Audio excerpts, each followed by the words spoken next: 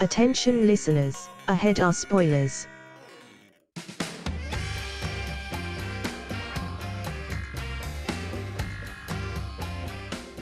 All right, hello and welcome to the Movie Trap. My name is Russell Carlsen, and with me, as always, is my friend and partner, Chris Moore. I am not in cat on a hot tin roof.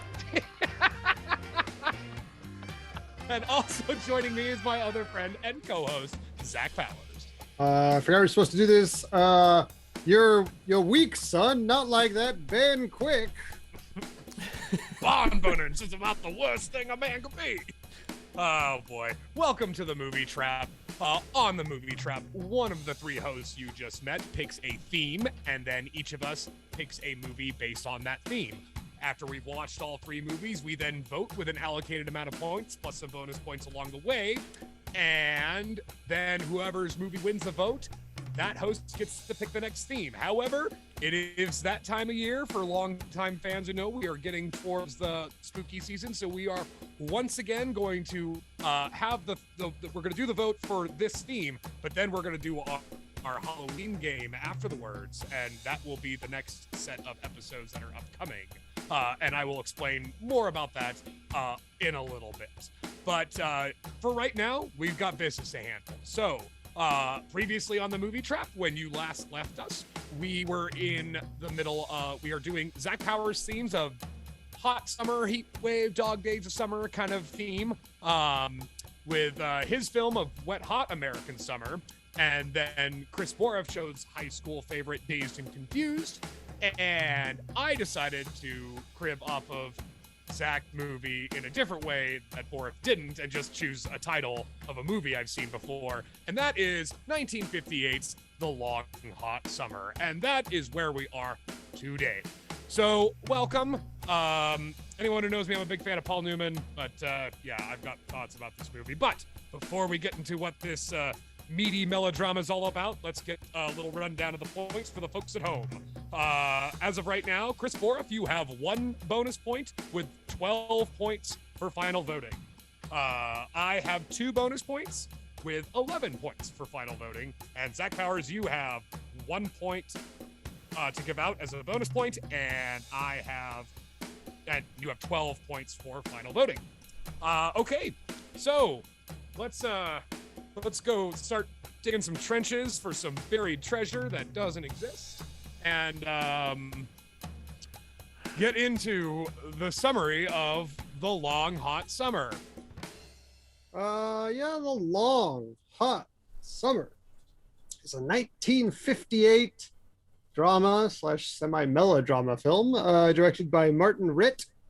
Screenplay by Irving Ravitch and Harriet Frank Jr. It should be noted this is heavily inspired by William Faulkner. In fact, a number of his works inspired this.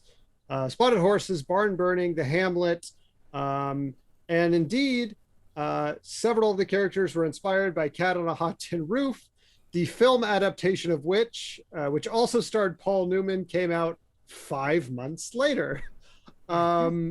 And is much more well remembered, if I do say so myself. In fact, even the poster has the tagline, "The people of Faulkner, the language of Faulkner, the world of Faulkner."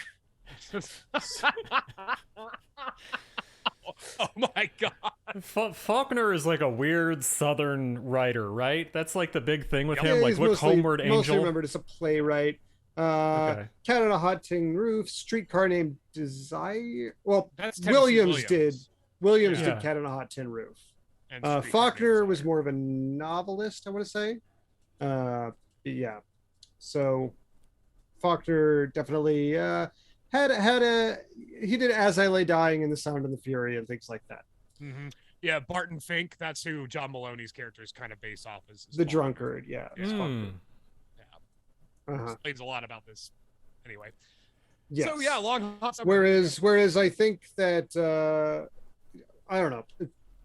That's a different movie. Barton Fink is based on a different famous playwright. But anyways, this film stars Paul Newman, Joanna Woodward, Orson Welles, Anthony Franciosa. I don't know how to pronounce this actor's name. He was in a bunch of stuff later, including like some Dario Argento movies, which means his career probably took kind of a turn. Mm-hmm. Anyways, it tells the story of young Ben Quick, a sort of vagabond character who, after losing his reputation after a trial for barn burning, drives up and blows out of town to a new place where he eventually finds some affordable housing at the Varner estate. The Varners are a family, Clara and Jody, brother and sister, and Jody's wife, Eula, live on a palatial estate. Their father, Will, is away at the moment. But eventually, Jody agrees to let Ben become a sharecropper on the farm. He agrees to let him stay in the old rundown shack out back at a poor rate for Ben Quick. And eventually he doesn't, and Clara is sort of suspicious and disdainful of Ben, though she herself is lacking in romantic prospects, as she laments sort of with her friend. She's also not super interested, it seems, in settling down and getting married at this point in her life. There is a fella that she has been seeing off and on for a while named Alan Stewart, but he is mostly defined as being a mama's boy and sexually non-threatening. Yeah, so I kind of wondered if there was. For the most part. We could talk about it later, but I have a feeling that he was subtly coded to possibly not be into ladies. He was as well. But they used it. Yeah, I suspect that as well. Yeah. They used the excuse of the mom to kind of get around it. So eventually, Will, the father, played by Orson Welles, returns to the farm and is angry at Jody for allowing a known barn burner to take up residence on his land. He runs out to see Jody and take care of the matter, but seems to be sort of taken by Jody's demeanor and wit and that, and sort of makes him a deal that he'd allow him to do some work for him, and sort of starts a burgeoning relationship between Will and Ben Quick, who, Will seems to be taken with his energy and his spirit and all these kind of things. Simultaneously, he is Will, the father, is has a longtime mistress played by Angela Lansbury named Minnie Littlejohn, who is determined to marry him, though he is sort of against the idea, feeling he is too old to go back into a romantic relationship. Well, a committed one at least. Yes. Yeah, right. Yeah, they're probably the romance. Right. Jody is annoyed that Ben is slowly worming his way into the family business, working at the store, et cetera, et cetera. After Ben successfully sells off some bad horses for Will at a great profit. And he is invited to dinner with the family, at which point Will kind of goes off on each and every one of his family members before spending the night drunkenly playing card games with Ben, who clearly he is starting to see as maybe almost like a sort of surrogate son or something like that. It's revealed that eventually Will's main goal in life is to have his bloodline continued. He doesn't want his bloodline to die out, and he worries that Alan will never actually seal the deal with Clara because, again, this man is coded as gay, as a, quote, mama's boy, is what the phrase they constantly use. But she's like, you've never told me you loved me, blah, blah, blah. There's all these kind of things. eventually, the relationship between Clara and Ben becomes even more sort of fraught, especially after she learns of her father's plans for her to end up with Ben instead of with Alan by his devices instead of her own choice. And the fact that Ben is kind of going along with it a little bit. He's kind of like, yeah, I can make a fortune if I just marry into this rich family. So eventually, as these problems, Ben moves into the mansion proper and things are increasingly becoming problematic. Jody feels like his father has no appreciation for him whatsoever. And his father basically tells him that he's always been kind of a fuck up, more or less. His father says, "You're right. I don't think much of you." Yeah, exactly. At some kind of weird fair, Ben buys a date with Clara at an exorbitant price. Right. You ever seen Oklahoma? It's the same deal. Right.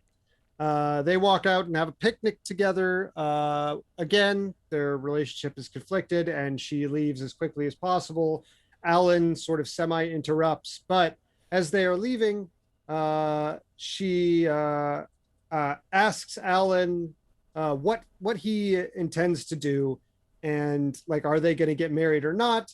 And he basically says, I don't really have any interest in that. I love you as a person, but no, I am not interested in marrying you. And so she breaks it off with Alan and heads back to the barn where she finds her father, who mistakenly believes briefly that she is now intending to marry Alan because she says she has like news about him and there's a misunderstanding. But he finds out the next day that, in fact, that is not the case when he goes to visit Alan to congratulate him that indeed they've broken it off. Also at the fair, after the date with Clara, Jody, frustrated and at his wit's end about Ben sort of supplanting him as the favorite son, pulls a gun on Ben with the intention to kill him. But Ben worms his way out of it by telling Jody about this old broken down mansion that Will had earlier given him as a gift. It was seemingly worthless, but there's a legend that there's gold buried there. And he convinces Jody to go back to the mansion and dig for a while. And they dig and they find bags of money. And Jody thinks this is his big break to get out from under his father's thumb financially, make a man of himself, blah, blah, blah. But later that night, Will comes by and says, what are you doing? And he says, I've got all these coins I'm going to find and sell off. And his dad is like, some of these coins were minted in 1910. They are not from the Civil War. And Jody realizes he has been deceived. The next... Seems like something you would check pretty quickly. Yeah, but I guess Jody's not very smart. That's... Jody, having again kind of gotten even further down the rabbit hole, the next day attempts to set fire to the barn after locking his father in, but eventually relents and opens the door before his father can suffocate and or burn to death. They reconcile, but the townspeople, seeing the smoke in the distance, think that Ben, who has taken up residence there, is indeed the barn burner he had been accused of being, and form a mob, to come together and, presumably kill him. Clara pulls him out of town just in the nick of time to avoid the mob from catching her. And when the mob arrives at the house, Will says that it was his fault, that he accidentally dropped his cigar and started the fire his own damn self. Ben says that his father was an actual barn burner and ran away when he was a young man, and that he has trauma from his past, blah, blah, blah. And he's about to leave when Clara says that indeed, after all, she is in love with him. And Will decides to get together with Minnie, and everyone is happy and coupled off. and Jody is reconciled with his father, and it's happy. And that's the end of the movie. Yep. Yeah. Everything works out. Nobody really learned anything. This film does have an open that I thought was great. Like, that was something that when I saw this movie, the opening 2 scenes made me think I was in for a real ride, and then it immediately stopped because it was like such a nice, tight, like, introduce. There's nothing worse than a barn burner. Yeah, it was like you see a barn on fire, you see the guy being accused of the barn being on fire, and then you see him leave town, and then the title starts, and it's like, oh, great. Yeah, he has some quippy line at the end of the trial where he like doesn't even defend himself, and they say you can leave town or die, and he's just like, all right, or something like that. Yeah, off I go. Yeah. It's a shame too because in a way this movie is kind of interesting because like everybody in this movie has been in better things almost either before this movie or after this movie, like immediately. Zach mentioned Cat on a Hot Tin Roof, but I mean Paul Newman didn't even really take off until 60, Hustler and HUD and that kind of movie and stuff. The documentary that just came out on HBO, they credit a lot in Paul Newman in the sense once James Dean died, that all of a sudden like all the roles weren't just being taken by James Dean, and then Paul Newman kind of swooped in, and thus we have Paul Newman because Joanne Woodward has already done Three Faces of Eve and won the Oscar for it and everything. Sure. I obviously between Angela Lansbury, Paul Newman, Joanne Woodward, and Orson Welles, it's a pretty stacked cast. Lee Remick too. Lee Remick's no slouch either. Days of Wine and Roses,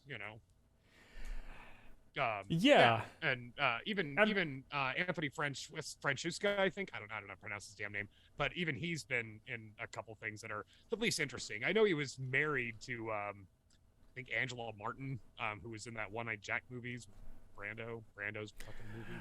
I don't know. I liked Angela Lansbury in this. I wished for more Angela Lansbury. Me too. Like the that era of Lansbury, even whether it's like Gaslight or even like Manchurian Candidate, she's so good, and like not for nothing, kind of a babe too. Like she's a good-looking lady, Well, her first movie, I think, was The Portrait of Dorian Gray, and I always remembered going back and seeing that because like there was some like vague family relation that I was in that movie, but.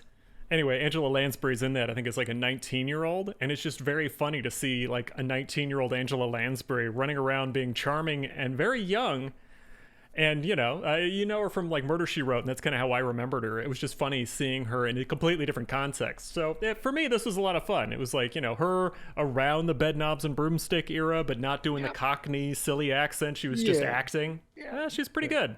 And it's worth noting this director, Martin Ritt, has made some other movies, some of which I have heard good things about. I don't think I've ever seen any of his other films, but Jean Le Carre, Spy Who Came In From the Cold adaptation, and HUD. Did a bunch of movies with Newman. And this was his first movie after being blacklisted, and it kind of brought his career back after being blacklisted for being associated with communist publications and communist causes. Yeah, gotta love the 50s. Yeah, I'm glad they let him back in.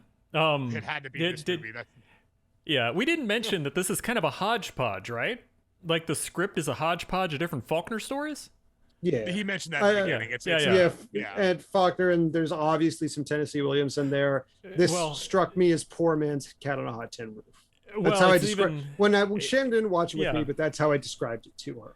I mean, it feels to me almost like a fan film version of Cat on a Hot Tin Roof, but when I looked at it just from Wikipedia, because I was like, I got to know why this Faulkner story ends with so many happy endings. It doesn't make any sense.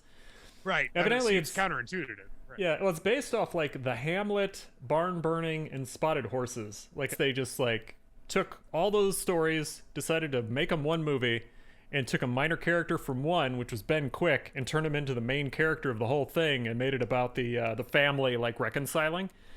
Cat on a Hot Tin Roof is a lot more fun just because everyone's constantly talking about sex, and that's there's something to that. It's more interesting to hear long-winded things about inheritance lines. It was Yeah. between Yeah. those two movies of Cat on a Hot Tin Roof and this movie. And, And when I was thinking my theme, Zach mentioned Cat on a Hit Tin Roof, so I went with Long Hot Summer because Well, I'm a dick. and obviously Cat on a Hudson Roof. This is written by screenwriters inspired by William Faulkner, who I've never heard of. That was actually a William Faulkner play, or not, Tennessee Williams play, who I dare say is probably pretty good at writing plays. He is remembered. Actors liked working with him, and he worked well with actors, especially where Newman and Woodward came up from in the Actors Studio in New York. Not Orson Welles, you'll notice. But Orson Welles was from a different school of thought, let's say. This feels much more. I think Cat on a Hudson Roof takes place over the course of a night or maybe two. This is much more drawn out. The storyline is melodramatic. Some of the beats are like sitcom storylines almost. The chasing the horses is pretty fun. Yeah, like the nuggets of the character. Okay, have you ever I know Russell has, I don't know if Chris has, seen the FX series Fargo? I've seen some of the seasons. I didn't get all the way through it. So the first season of Fargo in particular has a lot of characters who are like mixtures of characters from the movie. Like they have like pieces kind of mixed together. They're primarily one character, but they have aspects of the other character mixed in. That's what this feels like with Cat on a Hot Tin Roof. They have the gay son, but he's also not the stud and the sickly boy. And that's kind of a different character. And you have the stern, rich Southern father there, and he's a little more sympathetic here. He's a little more kindly.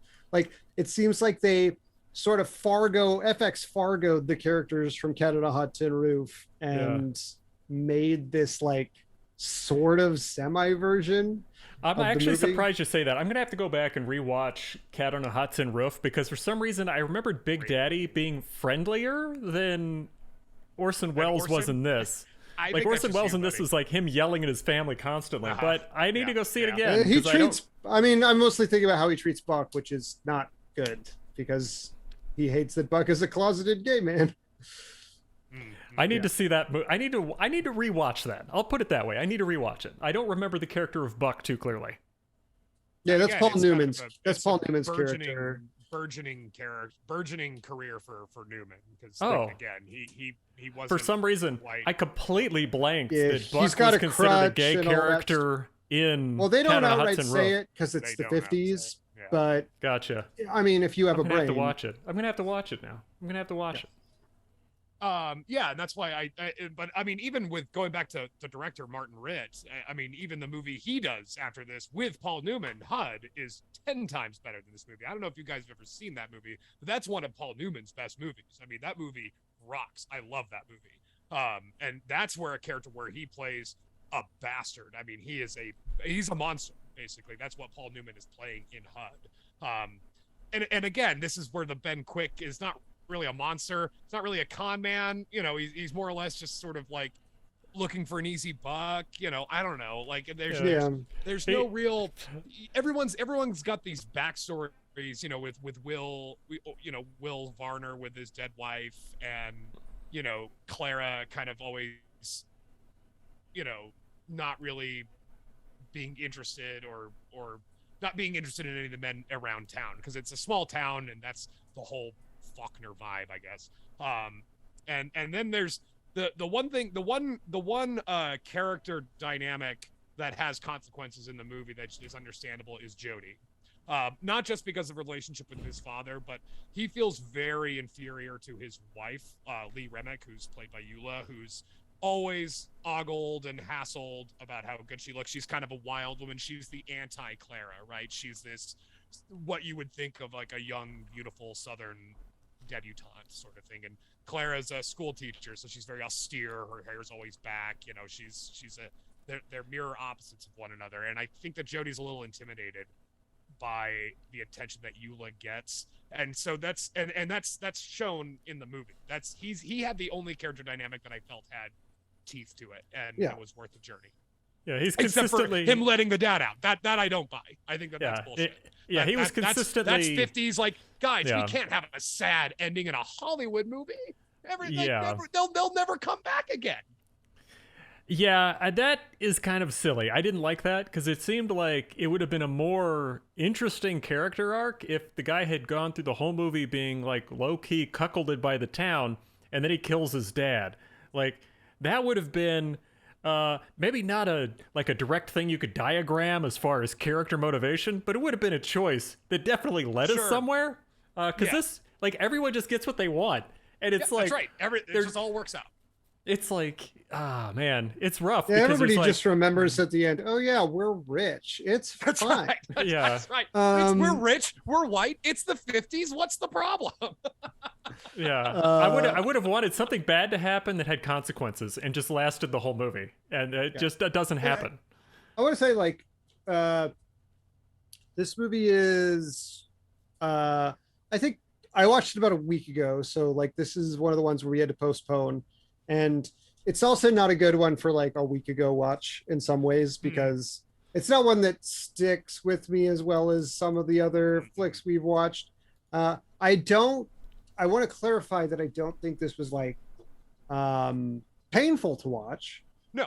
It was fine. The dialogue is charming. Like what they say is charming and stuff. So. It's stagey, but it's like it is very, even though for a movie that's not based on a stage play directly at all, it is very like stagey.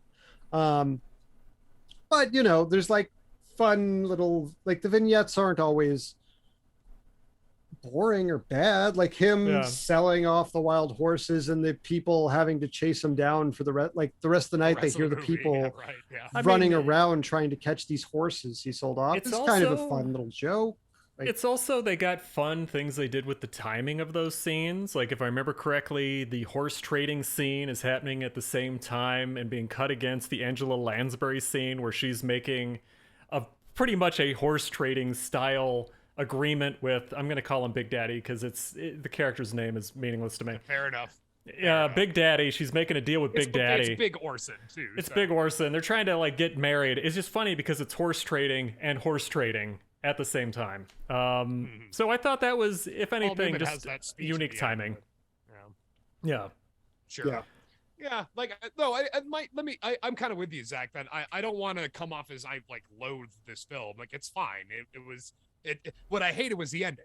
That's what I hated. Where I felt like, well, we really didn't need to go through any of that, did we? Like everyone, well, all done, no problems. Everybody's happy. We all got what we wanted. There's no real skin in the game. There really wasn't a purpose for you to sit through it, but thanks for joining. So like I don't know.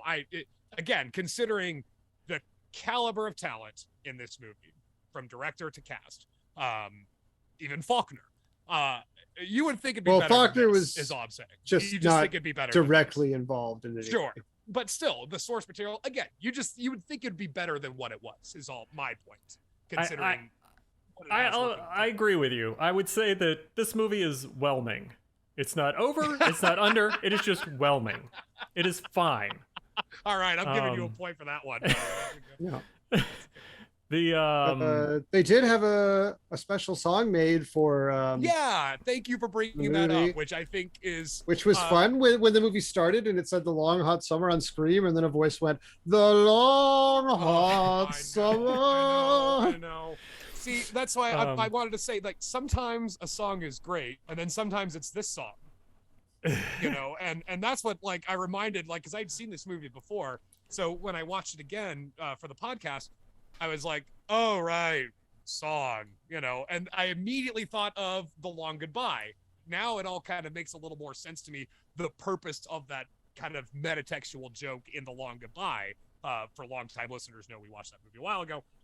So that's what I thought of. But boy, when a song doesn't work, it really, like, it's tough to get through it, having to hear the same, and that's the notes of the long hot summer. Let me ask you a question, Carlsen. You've said The Apartment is one of your favorite films, right? The Apartment, not one of my favorites. That's one of Richard's favorites. But I love that movie. It's well, I mean, you both have the same face, so I'm going to assume that it's your favorite. The reason I bring it up is, what did you think of the cinematography on that movie? On The Apartment or Long Hot Summer? The Apartment. Okay. I mean, It's fine. Again, it's been since college since I've seen Yeah, it. yeah. Okay, okay, yeah. but it's just fine. Because on this one, that was one of the things that jumped out at me. I'm not sure if it was the transfer I was looking at that had an issue, but there's a lot of scenes in which it just looks like they way underexposed the film and then boosted it later in the processing. Because it had a lot of grain in it. And I was just like, oh, that's odd. And I was just wondering, because he also did The Apartment, and I was like, I just looked at the guy's. I looked at the guy's career. He has like a whole rap sheet that's a mile long, but most of them are nothing I've ever heard of other than The Apartment. So that's why I was interesting. No, I mean, if anything, even for director Martin Ritt, like it's a pretty colorful film because like he later on in his days, like his movies he's more well known for, like HUD or Spy Who Came from the Cold, they're very bleak, very like, you know, black and white and stark, and this one's very rich and sort of homey, and you know, like you just want to sit back and have a mint julep, that kind of shit. So yeah, that is interesting though, because I didn't notice necessarily something kind of grainy. I just noticed that everybody was kind of dirty all the time. It's all the men. Yeah. I mean, there's always a smudge of dirt somewhere on them. Well, I think this one might, because it has that classic Technicolor look, this could be possibly one of the, like a 3-strip or a 4-strip process. Because it looks... Yeah, you got to think, because this was like supposed to be like a prestige film, right? So they probably threw everything in the kitchen sink at it. You know? Yeah, it's just interesting, because it's always that time period, like those specific colors. Like they've done a lot of work to like cheat those in like The Aviator and stuff like that, but it never looks quite right. When you go back to these classic movies, it always has like a really nice richness and tonality, and the skin tones are the thing that always jumps out. They're always like fairly tan and nice for white people. Well, it's for nice black people, it tends to be overly dark. But anyway. Indeed. And also, I mean, they did shoot this on location. Well, they shot it in Baton Rouge, not Mississippi, but they shot it, you know, they didn't shoot it in Hollywood. Which is why Orson Welles hated this film. Not just because of having to deal with what he called mumbling New York actors of the 50s and 60s, but because it was deathly hot and he weighed a lot and he had to wear a plastic nose. It was miserable. And Orson Welles is not a man to suffer lightly, you know. So even Angela Lansbury apparently says like he's great to work with, but yeah, he could be a bastard. His performance-wise, he's solid in this film, as pretty much everybody is. I think that the chemistry between Newman and Woodward is pretty, you know, obvious, palpable. Yeah, like, right. And I, you know, there's, I don't know if you guys have seen that. Like, I think this is a thing recently, but like, strong, like, real, like, sexual chemistry and I don't know how much sexuality is like maybe the wrong word for this film, but I think the chemistry is strong. I don't know. Like, I think that it's becoming less. There's like even a weird sort of puritanical debate about the role of that in film that has like trickled on and off through the social media. I don't know if you guys have seen that shit, but you know, no. One of the main criticisms I've seen of, for instance, like the Marvel movies, and one that my girlfriend happens to very much share, is that like there is no romantic chemistry, even in the movies where you're supposed to be like Zendaya and Tom Holland are together. It's like there's zero lust or spark or romance. It's like very perfunctory. I don't know. As like, an aspect of a story. It kind of corrects that a bit. It's funny that you guys are saying that, because on this one, I didn't feel like there was any chemistry until abruptly the scene is like, okay, they're supposed to be in a relationship now. Like all the scenes, because he's just a dick. And I'm like, nah, don't date him. He's a bad dude. He's like, he's burning down barns. Oh, like, I don't, your Big Daddy has gone a little off the rails. Because you could have chemistry with somebody who's a dick. Like, you could be like reluctantly into somebody who's an asshole.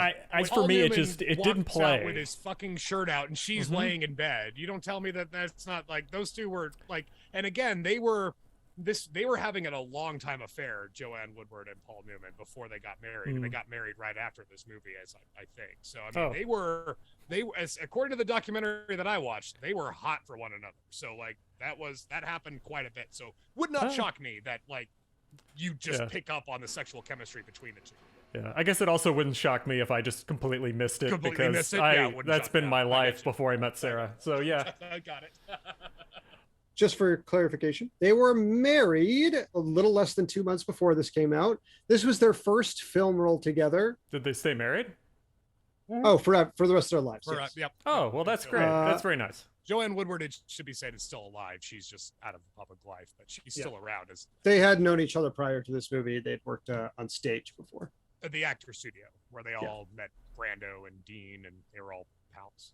Newman always said that Joanne was the far better performer than he ever was. In some instances, I can understand it, because there's a movie that Joanne Woodward does. I think it's right after this one, called The Fugitive Kind, and that is based off of Tennessee Williams' work, and it's Woodward and Brando, and that it's kind of like Brando's kind of like a con man or whatever, and like it's directed by Sidney Lumet, and I'm like, I can't believe I've never seen this movie, because it's right up my alley. Even though I have conflicted feelings about Brando, not just him as a performer, but him as a person.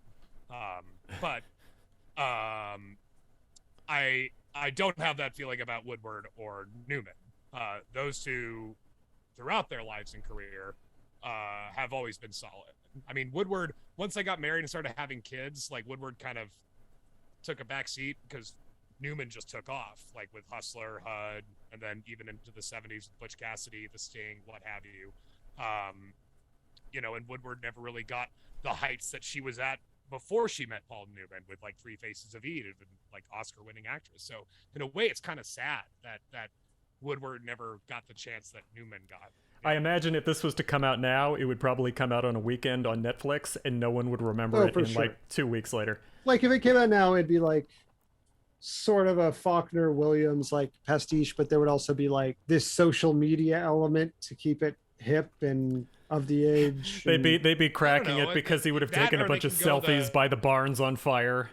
Yeah. Or they'd be like, "Yep, we tracked your cell phone to the burning house." Yeah.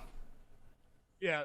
That, or you could just do what like Todd Haynes did with like Mildred Pierce and shit, and let's just do everything in that book. Because technology and trends advance at a much faster rate than they used to, even compared to like 20 or 30 years ago, it will be interesting to see how movies of the past 10 years, which are like tied to like even specific social media platforms as plot points, age in 20, 30 years.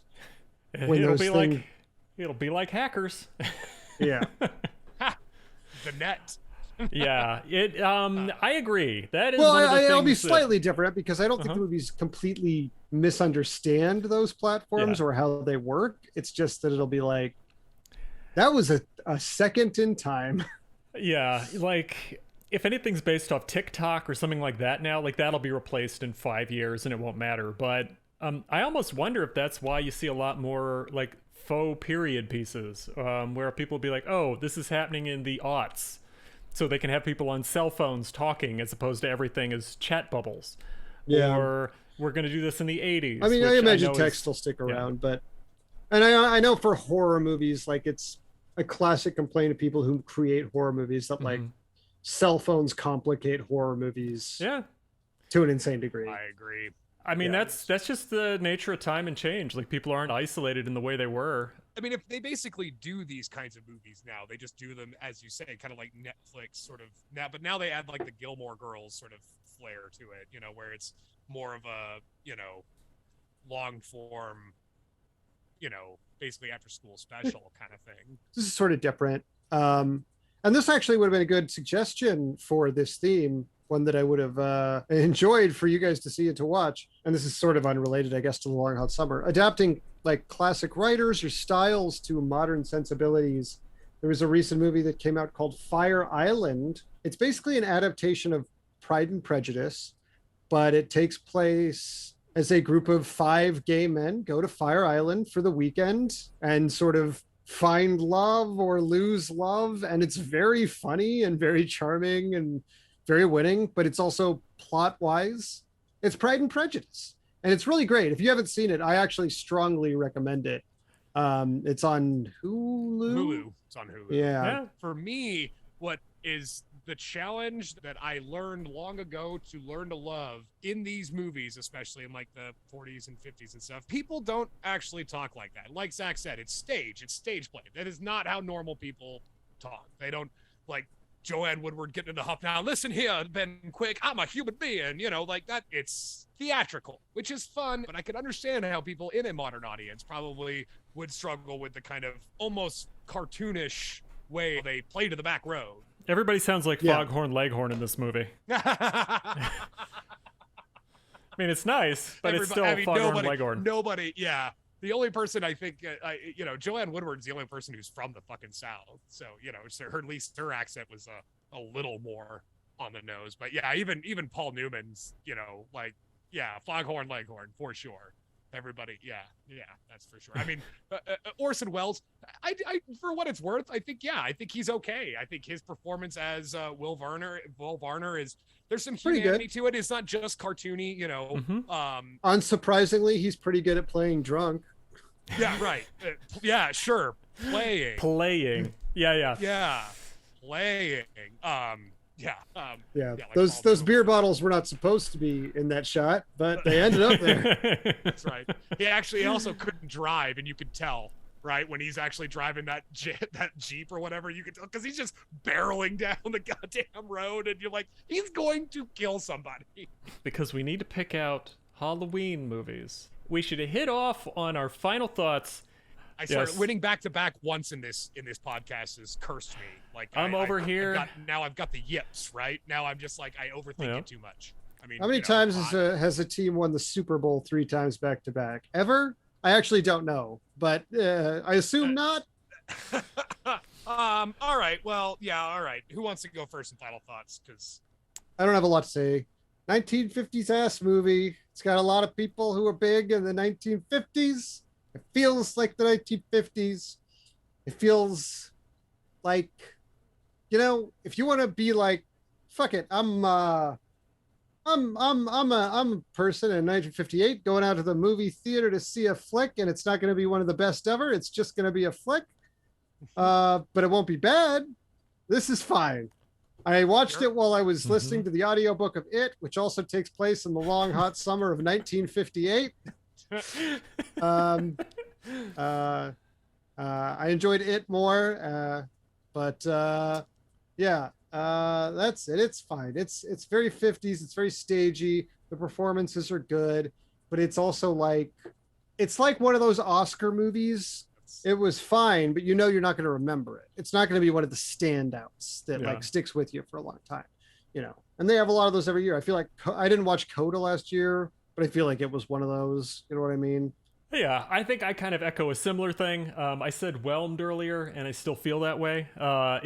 If I was in the 1950s and I'd only seen a trailer for this, and I went and paid money to see it, I would not be upset, because it would have probably given me exactly the amount of entertainment I expected. I would not feel like I'd been cheated, because I got to see the big stars. It had a thing happen. But I also didn't feel challenged at any point. Like this one, I imagine, would probably be fine to take your parents to, be fine to take your grandparents to. They would probably say something critical about the characters they didn't like, because that was my experience a lot of the time. So you would hear a lot of, people probably not being into Ben Quick, saying he's that gosh darn barn burner. That man's bad. Booing every time it comes on the screen. Yeah. But, I think everybody went on to do more work that was better work. I did enjoy seeing... Or previously did better work. Or previously. Orson and Joanne Woodward. I like the opening shot, that 2-shot pairing. I definitely will steal at some point if I ever can, because the idea of setting up a character with a crime being committed and then immediately being found guilty of the crime, and then they let him go free, that's an interesting choice. So, yeah, I think it's fine. Yeah, I'm going to mirror both what you guys said, and I'm going to steal a line from my father-in-law, which is no runs, no hits, no errors. It is basically, it showed up to the plate and it got back on the bench. That's exactly what happened with this movie. Both of your sentiments about being whelmed, and I think Zach, I gave him a point because he's absolutely right. This is like a prestige film, right? It's Oscar bait. We've got Paul Newman, Joanne Woodward, Orson Welles. It's a Faulkner story. Come on, people. Remember Gone with the Wind? That took place in the South. Don't you love that shit? Come on. So I kind of, and it feels like that. So there's something sort of it's forced about this movie that like it feels very thrust upon you, and it's fine. Like I said, I think Borf's right. The opening two shots with it is a nice, quiet, just a barn burning, and it implies a lot of menace and malcontent that's about to happen that never really manifests. Everyone, Ben Quick's not actually a barn burner. He's just misunderstood. And Jody's not actually going to kill his dad. He loves his dad. And Will Varner's not a monster. He misses his dead wife and just wants grandkids. What's so wrong about, and that's fine for like Peyton Place and that kind of shit. I don't know. When you've got this level of talent and the capacity from the source material to take it to much more interesting places, to just sort of wrap it up in a unique Hollywood bow, and everybody says the end, and boy, didn't I have a great time because it all worked out for everybody. And who wants to see a movie where it doesn't work out for anybody? Communists, that's who. That was the attitude, and this is sort of where attitudes are starting to change, thanks largely to a lot of people who are involved in this movie, but we're still not there yet in this movie. So yeah, I apologize all around. I mean, it's good. I'll put this movie good for educational purposes. Like, it's Paul Newman and John Woodward's first film, a latter-day Orson Welles acting role that he's not actually directing, writing, or doing anything but just showing up and saying the lines. There's educational purposes. Lee Remick and her burgeoning days, and Angela Lansbury, of course. So yeah, other than that, you could probably find better movies that are, like Zach said, come out just a few months later. Yeah.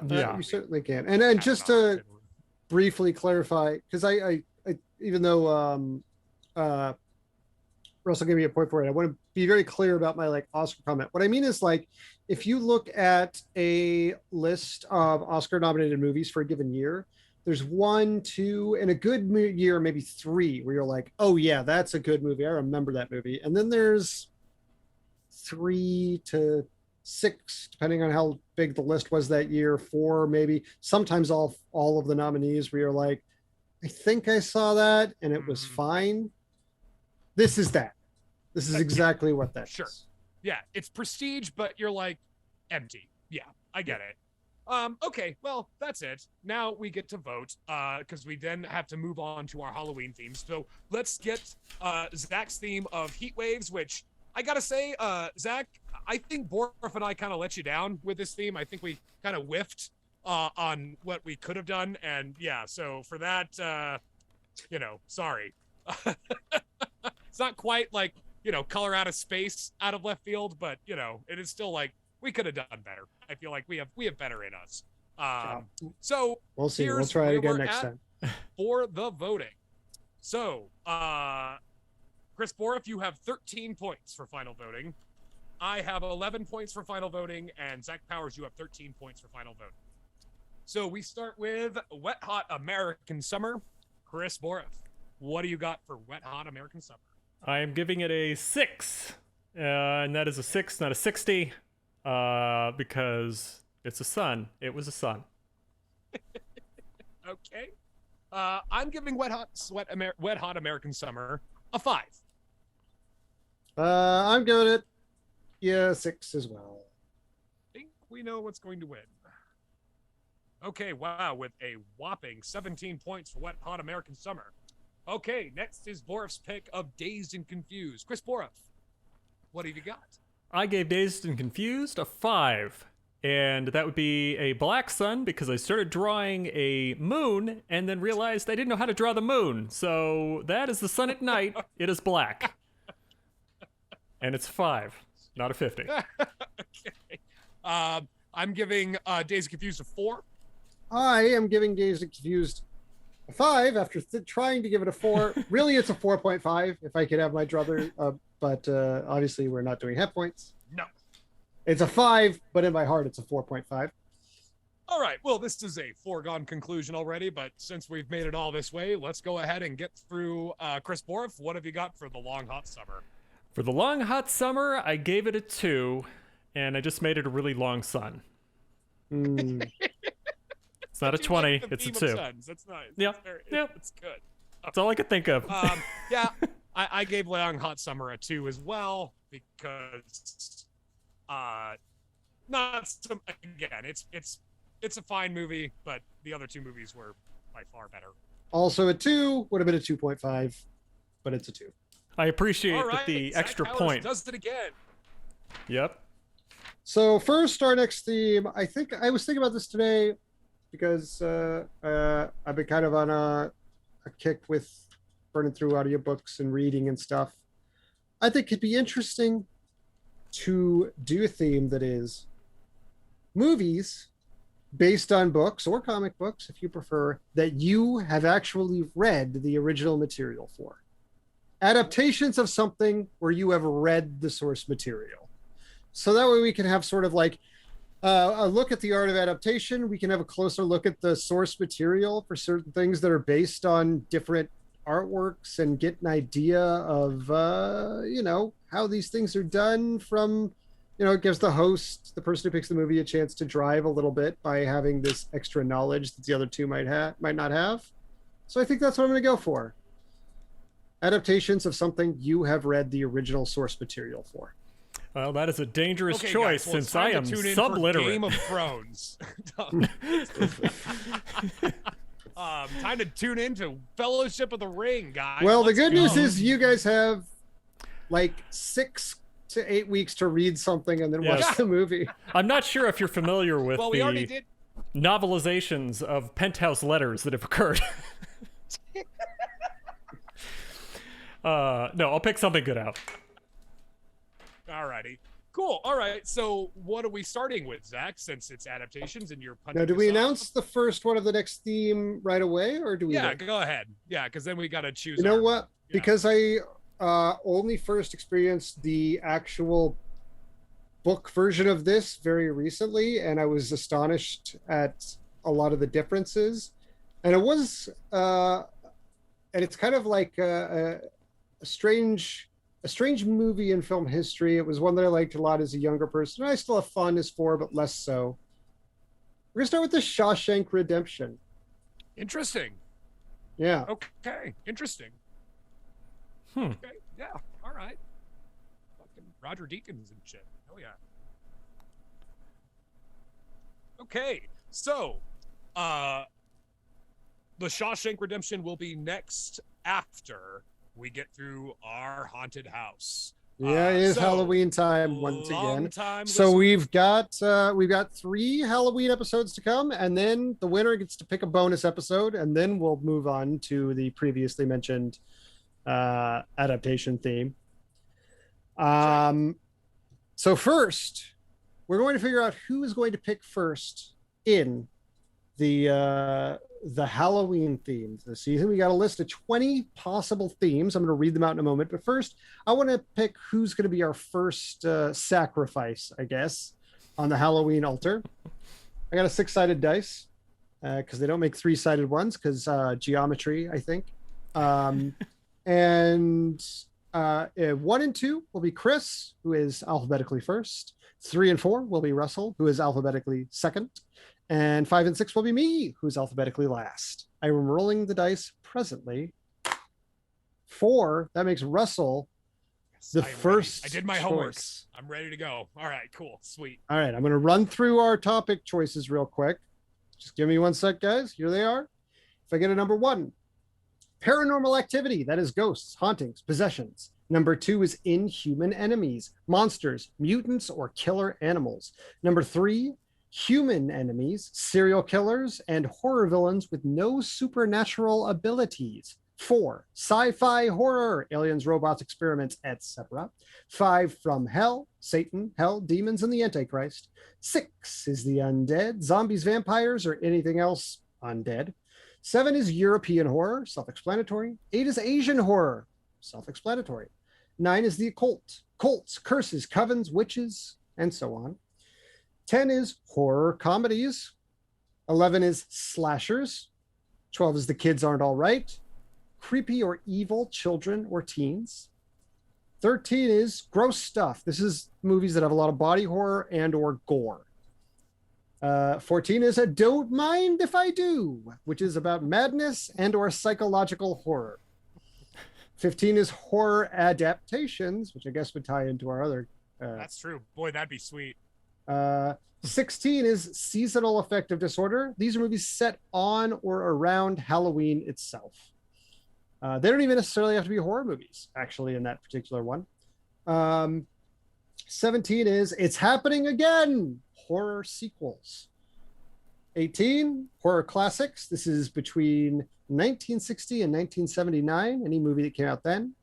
19 is the pulp horror era. That is between 1980 and 1999. And number 20 is modern horror, which is 21st century horror, anything that came out in the past 23 years. Yeah. So here we are. Sweet. All right, Russell. I mean, we'll see how well my homework did, depending on what topic I roll. So I'm really nervous. 16 is seasonal affective disorder set on or around Halloween. The one that I didn't want. That was the one I didn't think of. Here I was bragging about how much homework I was, and there were 2 categories that I could not come up with anything, and you picked one of them. I rolled one of them. Just my luck. Okay, well, I was attempting not to have to do a postscript, but I am definitely going to have to do a postscript to announce what. I mean, there's a movie. There's a movie called Halloween. I know, but I had that for slashers. So, and I don't want to. That's too obvious. I'll think about it. I'll give it a good think. Movie set on or around Halloween. I think I could do this.